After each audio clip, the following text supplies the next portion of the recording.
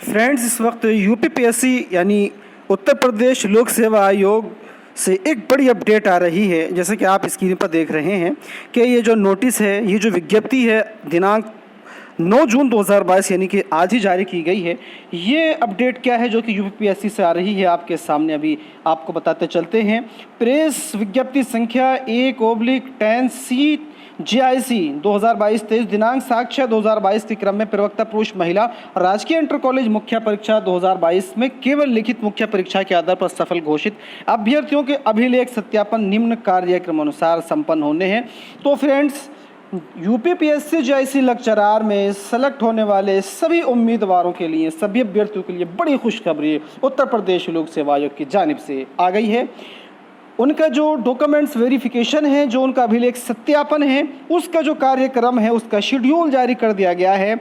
आप यहाँ पर देख सकते हैं कि प्रवक्ता इतिहास और प्रवक्ता भूगोल, प्रवक्ता नागरिक शास्त्र, प्रवक्ता अर्थशास्त्र, इन सब का जो डॉक्यूमेंट्स वेरिफिकेशन है, जो अभिलेख सत्यापन है, वो 14 जून से स्टार्ट हो रहा है। जी हाँ, उत्तर प्रदेश लोक सेवा आयोग द्वारा आयोजित यूपीपीएससी GIC लेक्चरार में सफल सभी अभ्यर्थियों का डॉक्यूमेंट्स वेरिफिकेशन 14 जून 2022 से शुरू हो रहा है। 14 जून को इतिहास, भूगोल, नागरिक शास्त्र और अर्थशास्त्र की पुरुष शाखा के अभ्यर्थियों का डॉक्यूमेंट्स वेरिफिकेशन होगा और उसके बाद 15 जून को प्रवक्ता इतिहास महिला, प्रवक्ता भूगोल महिला और नागरिक शास्त्र महिला, प्रवक्ता अर्थशास्त्र महिला और इसके अलावा भौतिक विज्ञान महिला, भौतिक विज्ञान पुरुष और प्रवक्ता समाजशास्त्र पुरुष, इन सब का जो सत्यापन है अभिलेखों का, वो 15 जून 2022 को आयोजित होगा। इसके अलावा 15 जून को ही प्रवक्ता समाजशास्त्र महिला, प्रवक्ता शिक्षा शास्त्र पुरुष और प्रवक्ता शिक्षा शास्त्र महिला, इसके अलावा प्रवक्ता पुरुष उर्दू, जैसे कि आप यहाँ पर देख रहे हैं, और प्रवक्ता उर्दू महिला और प्रवक्ता वाणिज्य महिला, प्रवक्ता गृह विज्ञान, इन सब का जो डॉक्यूमेंट्स वेरिफिकेशन है वो 15 जून 2022 को ही आयोजित किया जाएगा। आप देख सकते हैं आप, और यहाँ पर टाइमिंग जो है वो अलग अलग कर दी गई है। टाइमिंग के हिसाब से आप अपने आप इसको देख लेना। तो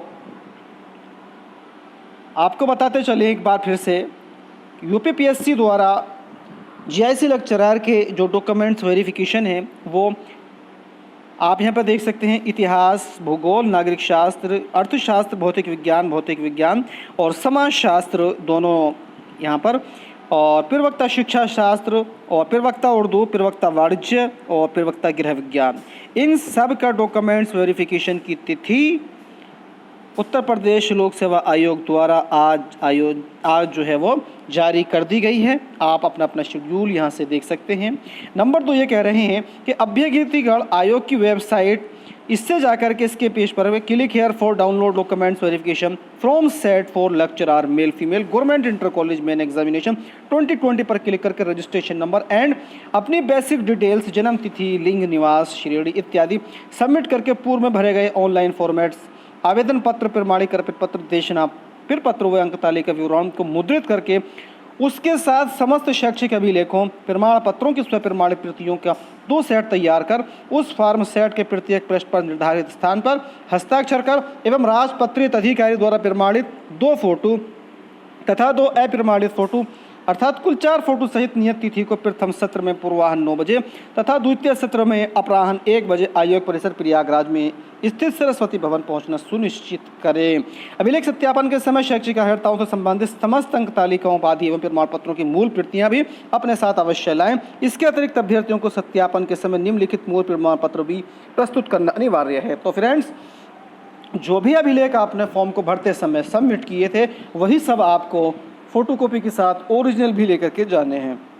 और यहाँ पर कहा गया है कि उत्तर प्रदेश के आरक्षित वर्ग के अभ्यर्थियों के दावे के समर्थन में निर्धारित नवीनतम प्रारूप पर जारी किया गया जाति प्रमाण पत्र, अन्य प्रमाण पत्र, जाति प्रमाण पत्र, EWS प्रमाण पत्र, स्वतंत्रता संग्राम सेनानी आश्रितों का प्रमाण पत्र, दिव्यांगता प्रमाण पत्र, भूतपूर्व सैनिक होने का प्रमाण पत्र के प्रारूप PDF फाइल में वेबसाइट पर उपलब्ध है तथा उक्त के सामान्य निवास प्रमाण पत्र भी साथ में लेकर के आए।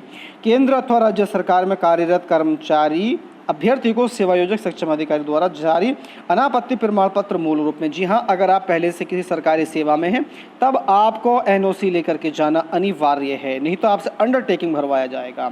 इसके अलावा वांछित मूल प्रमाण पत्रों के अभाव में अभ्यर्थियों के अभिलेखों का सत्यापन किया जाना संभव नहीं होगा।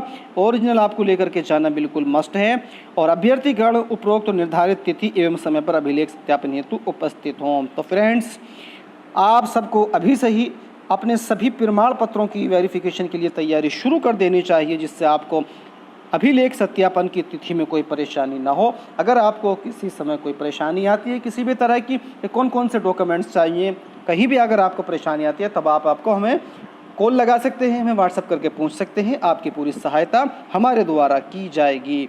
और यहाँ पर जो कहा गया है कि आपको 2 फोटो किसी भी राष्ट्र पत्रित अधिकारी से प्रमाणित कराने हैं, तो आप इन फोटो को किसी भी एक सादा पेज पर जो है चिपका करके, चस्पा करके, वहाँ से आप इसको जो है उनसे प्रमाणित करा सकते हैं। तो फ्रेंड्स, अगर ये वीडियो अच्छी लगी हो तो लाइक कीजिएगा, शेयर कीजिएगा और चैनल को सब्सक्राइब करना ना भूलिएगा। मिलते हैं अगली वीडियो में, तब तक आप सबसे इजाज़त चाहते हैं। Thank you.